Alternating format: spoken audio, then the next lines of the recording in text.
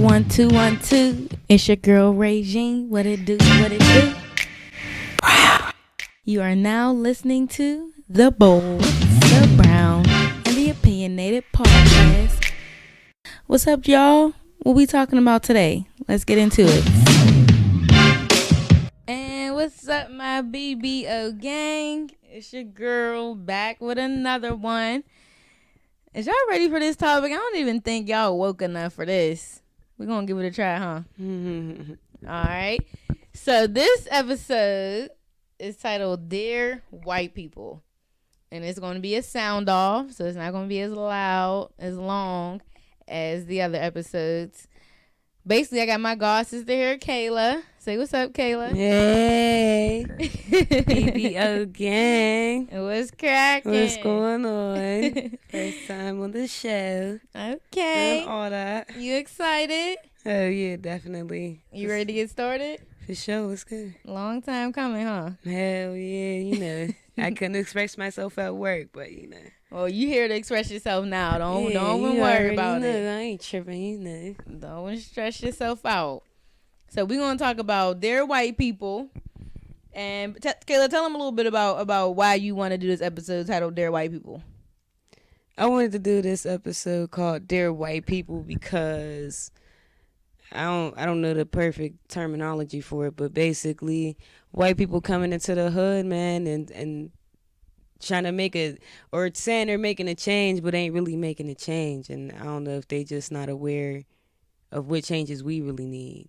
Is they really making these changes for us or nah? Is really what I got to say. Okay.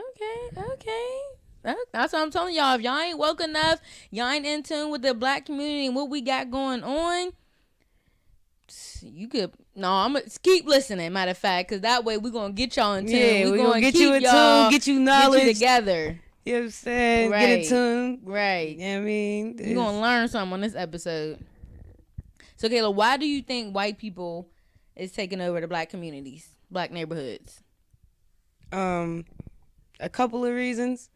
I guess maybe more like a divide it could be a divide and a conquer thing.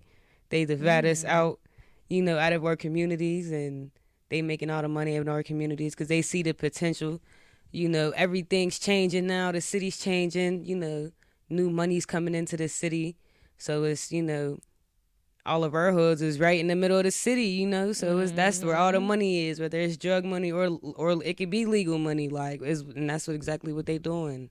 All right, so what you're trying to say is that there's white companies coming into the hood, not even companies, white people, white leaders, white what? Who do you think is coming over in particular to take over? Opportunists. People that see the money. People that see the potential in something. I don't know if anybody really know, but man, they're buying all of the houses in Homewood. All of them. It's a y'all monopoly. Don't know, y'all know now. They're buying all of the cribs. Look at East Liberty. What? That's not East Liberty. Is Shady Side now? That's East End. That's not no East Liberty, man. East Liberty used to have the towers and everything else, before the Target. Yeah, man, there's white people and not that I'm racist or anything like that, but I'm just saying they're seeing the opportunities in our neighborhoods, but we're not seeing. We are. Why coming into these neighborhoods, and we've been living there for years, and we ain't seen the potential in them? Why is that? Why do you think they see so many opportunity where we don't? I think where we see loss, they see gain.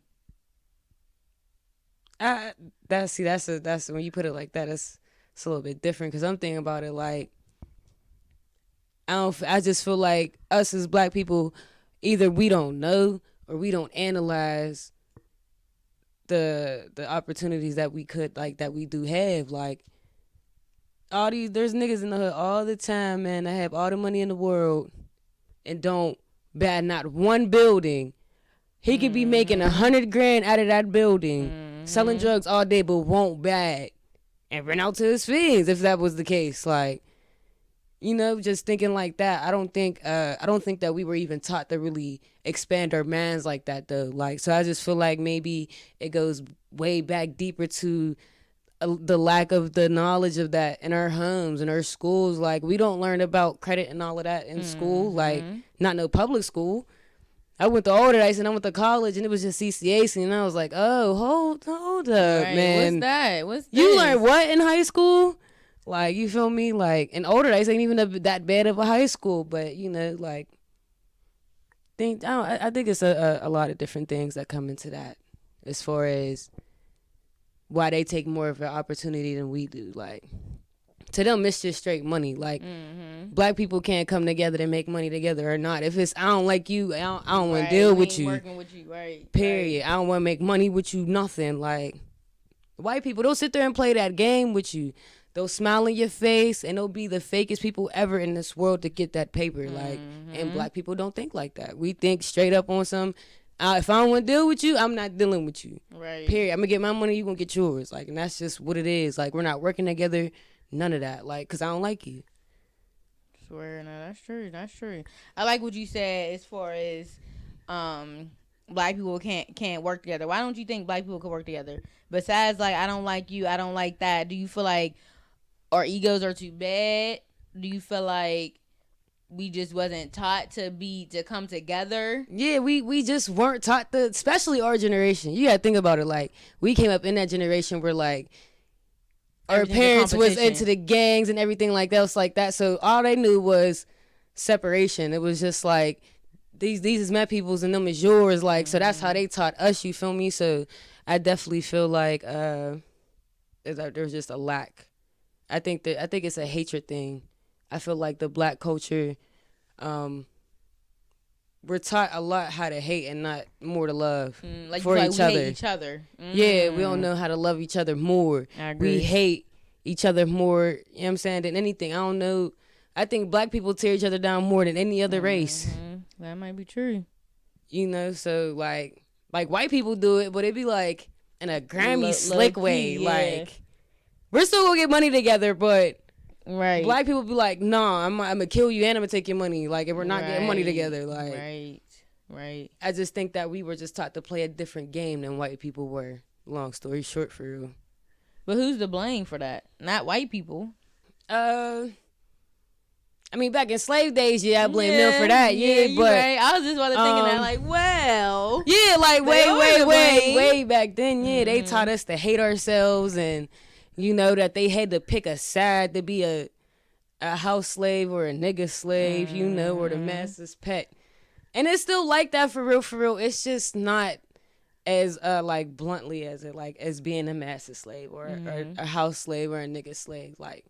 But we're definitely still house slaves and nigga slaves, like, you know. Believe it or not, I think I just think it's just a bad cycle that was just missed generation after generation, decade after decade. Like, after everything that our ancestors have fought for and everything else like that, like, there was still something missed. Like, yeah, we do need to all stand together and this, that, and the third, but like, no, I don't know about nobody else, but like, you know, I wasn't really taught to like show love for real. Like, I was shown tough love, so it's like, if I don't even love you, I'm definitely not showing you no love, and I definitely don't want to deal with you.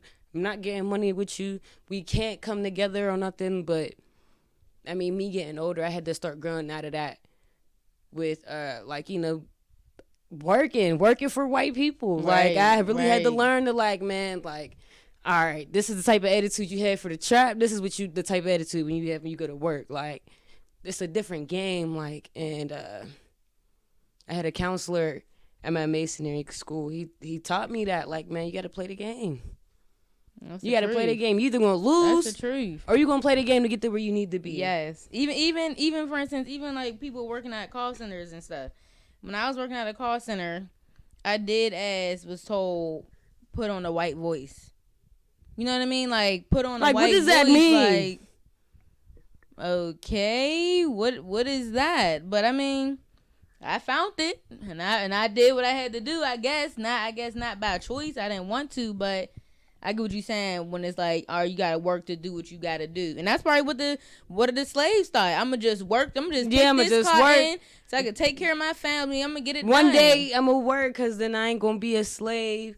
And but I just feel like, man, this is a new day and age. Like, I'm not just gonna keep working to not be no slave one day. Like, nah, like I'm about to make it shake. So like, I know I'm not about to be working under nobody the rest of my life. Like, especially, I mean, at least not no white man. Right. I'm not gonna keep. But working. Are there black people, men or women, who's really running things that has the opportunity to hire people? You think here in Pittsburgh? I do, but then that's where the whole black people working together thing comes in, cause a lot of black people don't know how to keep their professionalism, but that's because a lot of them weren't taught either. Exactly. So off the rip, like, there might be somebody like me, like I might come off like I don't have no professionalism, or I might be a little rough around the edges or something, but just because automatically you think I'm like, I look like you, I'm black, so you know what's up with me, you don't want to work with me. Oh no, I don't deal with black people. Other black people be like, other black people, I don't want to deal with them because they're ghetto. Like, I mean, don't get me wrong. Yeah, there is some places and some people that hold that reputation, but a lot of them don't. I agree. So let's get back to the topic of white companies and white people coming into the black neighborhoods and basically selling a dream. What do you think their motive behind them selling a dream to basically get into the black community and to be accepted? What is the motive behind all of that? Their same reason for going to Africa and stealing slaves. It's about this money. It's about this money. That's it. All they seeing is green. An opportunity. Exactly. To make the money. Exactly. That's all they're seeing. That's it. They know that they can come to the hood, especially if they're opening up in a business, and they can employ some of these people out here, and it look like they're making these big changes, but it'd be like they're really not, because them people might not be getting paid what they really should be getting paid for real. Or there might be still a separation between the two in the company, and it really shouldn't be like that. Like, you feel me? Right. So like they'll hire us, and then they hire us, then what? They hire us, and then then what? You teach me one thing, you teach me how to do my job, and then what? Then when do I expand? When do I grow? When can I sit on the side of the table with them? That part. That's what I want to know. That part, Kayla. That part right there. Hire me, entry level, bottom of the barrel. Let me work myself up, work my way up the ladder, and let me sit next to you. But will we ever get that opportunity to sit next to? No, because time is money. There's things that need done. Oh yeah, I'm pretty sure there is, but why don't we switch roles or something for the day? You come do my job, and I'm gonna come do yours. And then if I really can't handle it, then you know what? I'm sorry, I assume this. But if I could do it, then I just feel as though, you need to, something got to be worked out. Simple I agree. I definitely agree.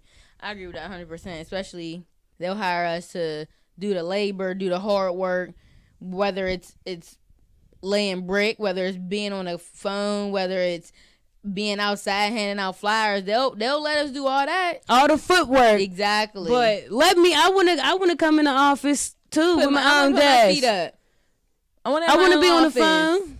I want to send emails all day and not break a sweat. I want to be the last one to come in the morning and the first one to leave in the afternoon. I want to do all that too. You don't think I got no life outside of here? That part. It's I don't know, man. Either I'm very aware. I won't say woke because I don't like when people be like, oh, I'm woke as hell. Like, no. You might just be very aware. You might just be very intelligent. You know, who knows, man? I don't know. But white people got me feeling some type of way. I ain't even gonna hold y'all.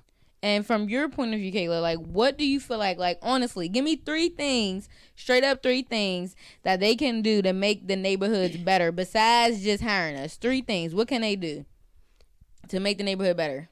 1, they can actually interact with the people in these communities.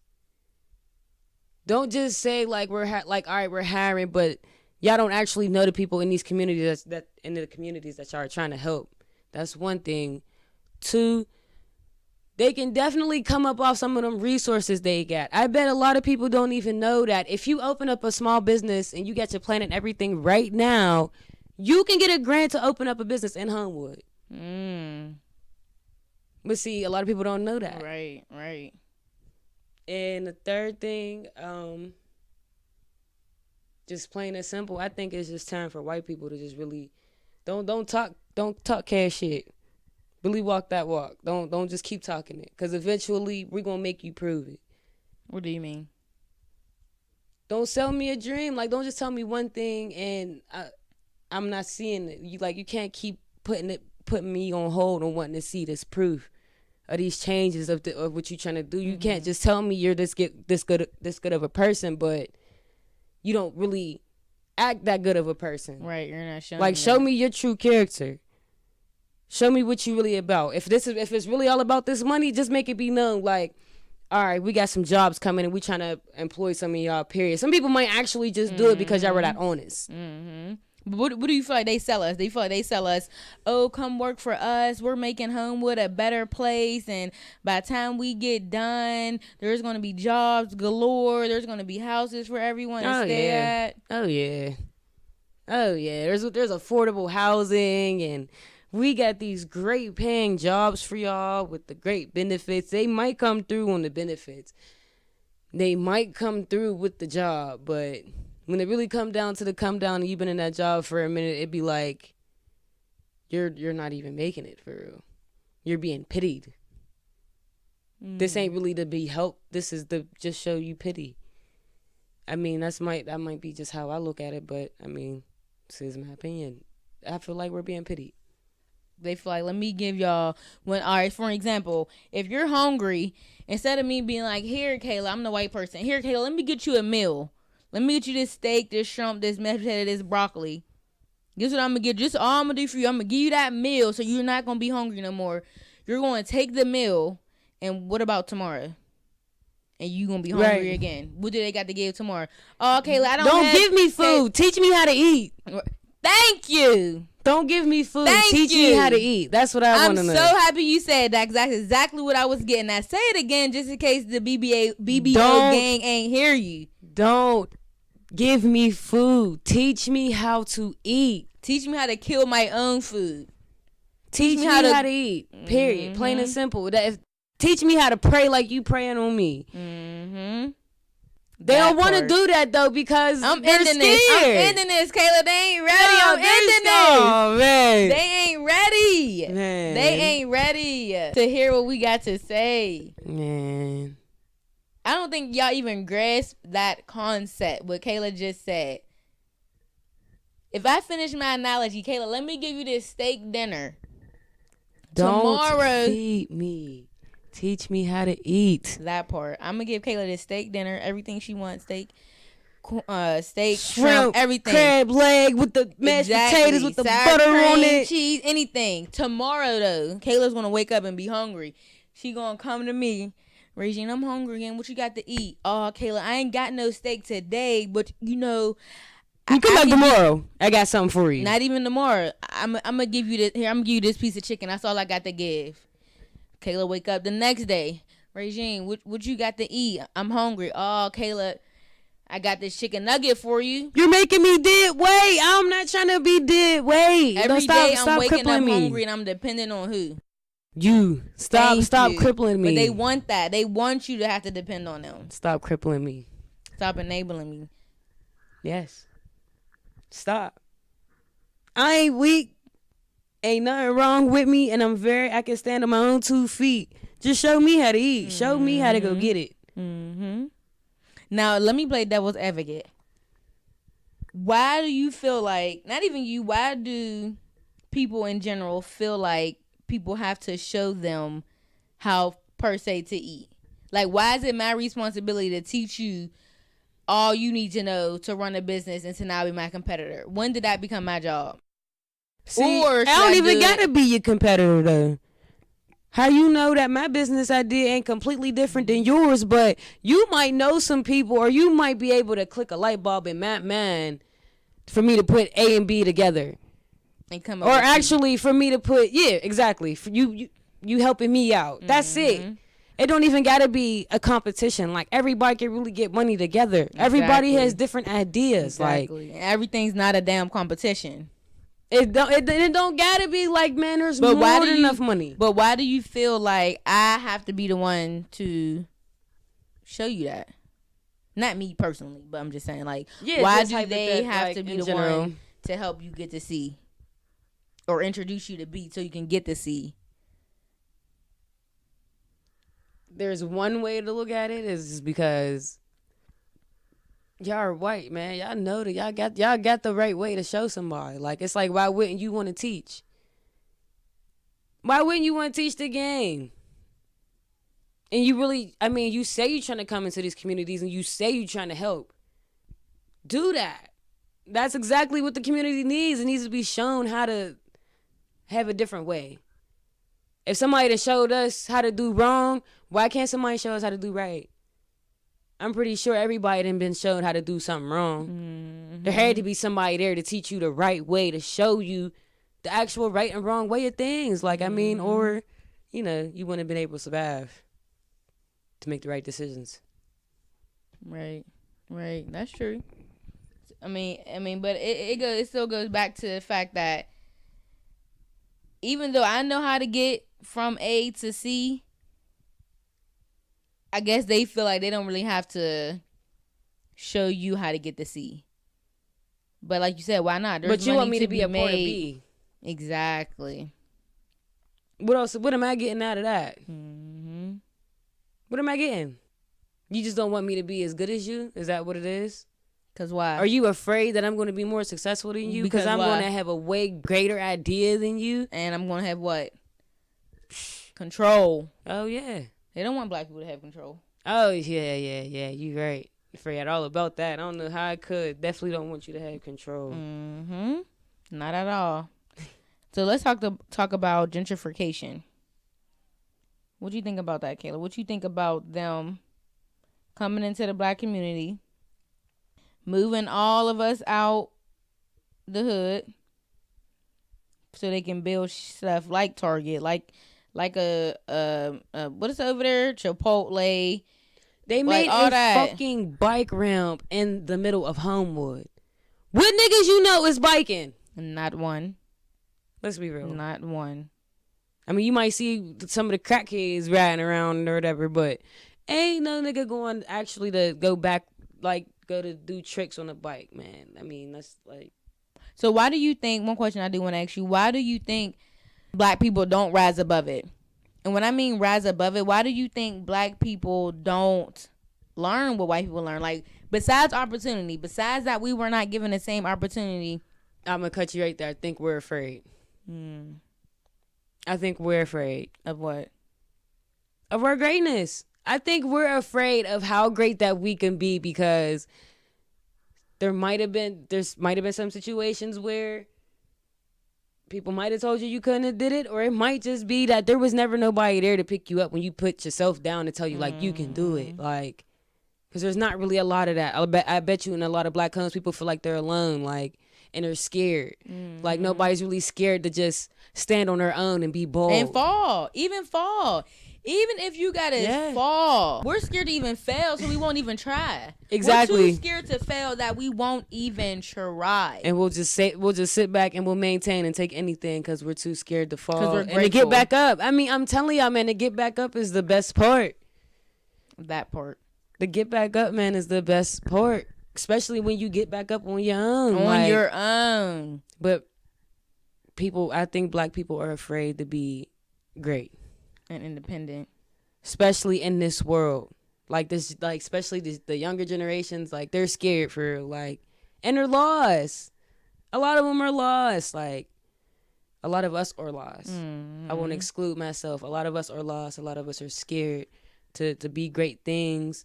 A lot of us is lost on which way we should have ever really took, which way was right, which way was wrong. Like, too many of us are showing our kids the wrong things, man. Like, living the wrong way. And by the time we do get to learn everything that we should have known, in our 20s, we 40, we 50, we got washed kids, up.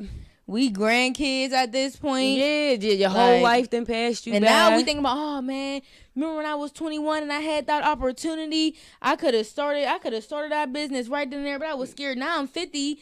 Maybe I should just give it a try. But now I'm old. Now I'm tired. Now I ain't got the hustle. You ain't got the drive. You lose the energy. Now let me tell my kids. Right, let me get in their ear, and then most of the time it don't even sound like you're pushing them. It sounds like a nag, which I think is failed a lot of homes too, like, or miscommunicated. I'm not nagging at you. I want to see you do good, but it comes out as nagging. You push kids to do the actual opposite. So it's a domino effect of all of this right now. From the black home to working for a white man. And what about, let's take it a step further. What about the people who go to college, and even if you wasn't raised in the hood, say you was raised, all right, matter of fact, pause. Say you was raised in the hood, you go to college, shit, you go to Harvard, you get you a degree, you graduate, and they don't never come back. They don't never come back to the hood to give back, or they don't never come back. Why don't they come back to better their community? I think a lot of people forget where they come from when they get to that point. Because when you coming up in the hood, you just got that mindset in your mind, like, I'm making it out of here and I'm never turning back. Instead of just thinking, like, you know what, like, let me try to be that change for some other little kid that was in the hood just like me. People really forget where they come from, and they really, I don't know, they might be running from something. You know, there's just some things they don't want to face, like, or some people really just don't care. Flat out just don't care. It's like, I made it out. I don't care. It's fend for yourself. Black people are really crabs in the bucket. Yes, that's how we treat each other. Yeah. Let's end it off, Kayla, on one last note. In one complete sentence, I want you to start off by saying, "Dear white people," and finish my sentence. Just what would be the ideal space for you? Answer that question by starting off with, "Dear white people." Take a minute to think about it. Dear white people, don't talk cash shit. Show me the money. Dear white people, don't give me food. Show me how to eat. And dear white people, are you really making this great for you? Or are you really making it great for me? That part. Dear white people, are you really making it great for you? Or are you making it great for me? Period. Yeah. Because I really want to know. We all want to know. All right, so Regine, I want you to do the same thing and tell me your dear white people. Dear white people. Look, yeah, think about it, huh? It's a good one. I had one, but I gotta think some more. Dear white people, if you come into our communities, be a part of our communities. Don't just come and leave. Actually be a part. Dear white people, let's all eat together. Dear white people, let's make it great for everyone. Yes, and all that. And all that, yeah. Gang, gang. And Kayla, how'd you like your first time being on the BBO podcast? I really enjoyed it. You know, I really got to express my mind. I love to express my mind, especially when I'm, you know, in the proper state of mind. You know, so I definitely enjoyed it. You know, it's always good to come see my gossip there and spend time. So, tell them where they can follow you at. You can follow me on Facebook, Frankie White, or, you know, Instagram at Hokeen, motherfucker. What is that? I want to ask you because I seen that you changed your name. I'm like, what is she doing? What is this? Couldn't even find you in my DM. Hey, yo, okay. So y'all remember the Chinese lady from Next Friday that used to get high as hell? That's my dog. What? Her name was Hokeen. How do you know that's her name? Because when Day Day was introducing Craig, he said her name wrong. She was like Hokeen, motherfucker. That was probably 3 milliseconds out of that entire movie. You decide to make that your answer. Spell it for the people, Kayla, because they ain't even going it was HO_Keen KIN. Let me make sure it's motherfucker and not motherfucker. Oh my god! I lie to y'all not. I was so high when I did this, and I just thought I was so sick of my old name. Who's your old name? It is. Huh? What's your old nname? I think it was your favorite. My old one was your favorite thug. Okay, so here is the Instagram. It's Hokeen motherfucker. HO_Keen KIN _motherfucker MUDDAFUCKA.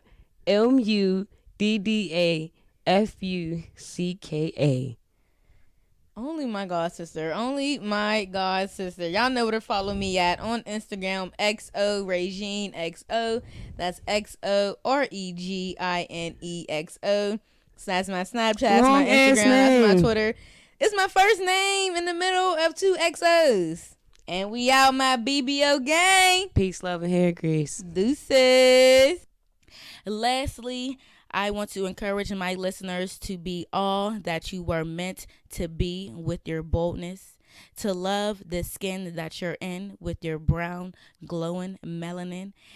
And remember, just because you're opinionated does not mean you're angry. So never be afraid to have an opinion. And before I go, please follow The Bold, The Brown, and The Opinionated Podcast on Facebook and Instagram for all your podcast updates.